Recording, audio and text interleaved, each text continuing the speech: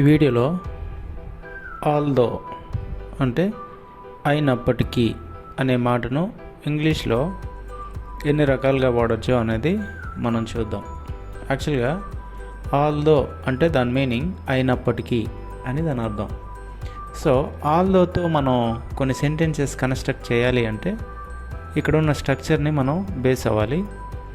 Base అయినప్పుడు although ఉపయోగించి చాలా విషయాలు మనం మాట్లాడవచ్చు. ఇప్పుడు చూడండి, అంటే ఇది మాత్రమే కాదు, ఇంకా చాలా విధాలుగా మనం వాడచ్చు. Although plus simple past tense మనం పెట్టాలి. Although plus simple past tense, అది ఎలాగో కొన్ని ఎగ్జాంపుల్స్ ఇక్కడ ఉన్నాయి, అవి మనం చూద్దాం. ఆల్దో అని పెట్టి I studied well. I studied well అనేది simple past tense. Okay, although I studied well అంటే దాని అర్థం ఏంటంటే నేను బాగా చదివినప్పటికీ అని దాని అర్థం. నేను బాగా చదివినప్పటికీ అని అర్థం. ఐ ఫెయిల్డ్, ఇది కూడా సింపుల్ పాస్ట్ టెన్సే. ఇది కూడా సింపుల్ పాస్ట్ టెన్సే. ఆల్దో ఐ స్టడీడ్ వెల్, నేను బాగా చదివినప్పటికీ. ఐ ఫెయిల్డ్, నేను ఫెయిల్ అయ్యాను అని దాని అర్థం. ఓకే, ఈ రెండు సెంటెన్స్ చూద్దాం. ఆల్దో ఐ మెట్ హర్ అని పెట్టాం. ఆల్దో అనేది నార్మల్గా యూజువల్గా వాడాము. I met her, I met her అనేది simple past tense. Although I met her అంటే నేను ఆమెను కలిసినప్పటికీ.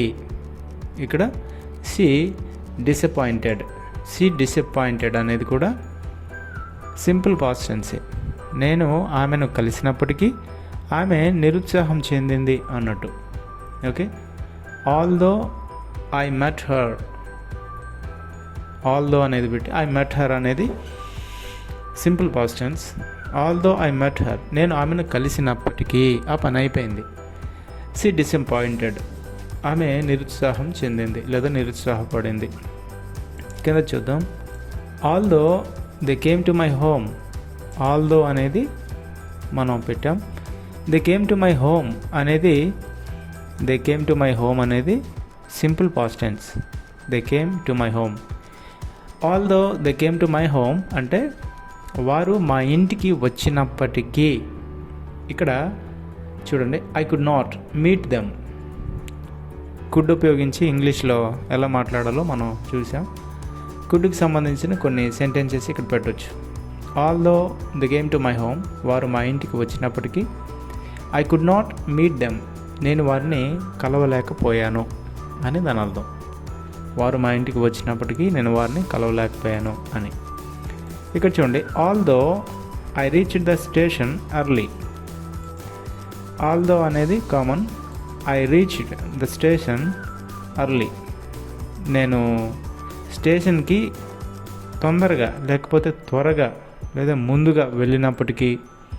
I could not catch the train, I could not catch the train, ట్రైన్ని నేను అందుకోలేకపోయాను, ట్రైన్ని నేను అందుకోలేకపోయాను. Although I reached the station early, I could not catch the train. స్టేషన్కి నేను ఎర్లీగా వెళ్ళినప్పటికీ కూడా ట్రైన్ని క్యాచ్ చేయలేకపోయాను. ఇక్కడ చూడండి, although she attended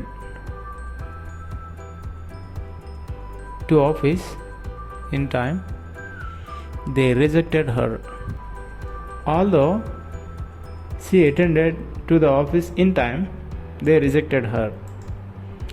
although she attended to the office in time, they rejected her. ఆమె ఆఫీస్కి సమయానికి వెళ్ళినప్పటికీ కూడా వారు ఆమెను తిరస్కరించారు అని అర్థం. ఓకే, లాస్ట్ సెంటెన్స్ చూద్దాం. Although we gave money, he did not spend. Okay, మనం ఆయనకి డబ్బులు ఇచ్చినప్పటికీ ఆయన వాటిని ఖర్చు పెట్టలేదు. హీ డిడ్ నాట్, ఇక్కడ సింపుల్ పాస్ట్ ఈ యొక్క నెగటివ్ సెంటెన్స్ని మనం వాడామన్నమాట. Although we gave money, he did not spend. మనకి ఏది యూజ్ అవుతుందో, ఏ సెంటెన్స్ ఏ టెన్స్ యూజ్ అవుతుందో ఆ టెన్స్ని మనం ఏం పెట్టగలమో అది మనం పెట్టడానికి ప్రయత్నం చేస్తే ఆ సెంటెన్సెస్ మీనింగ్ఫుల్గా ఉంటాయి. కాబట్టి చూడండి, ఆల్దో అనేటువంటిది ఈ రకంగా మనం వాడాలి. ఆల్దో ఉపయోగించి ఈ రకంగా మనం మాట్లాడవచ్చు. ఇంకా మనకు అవసరమైన సెంటెన్సెస్ ఏమైనా ఉంటే మనం ఖచ్చితంగా వాడి ఇంగ్లీష్ చాలా నేర్చుకోవచ్చు. All the best.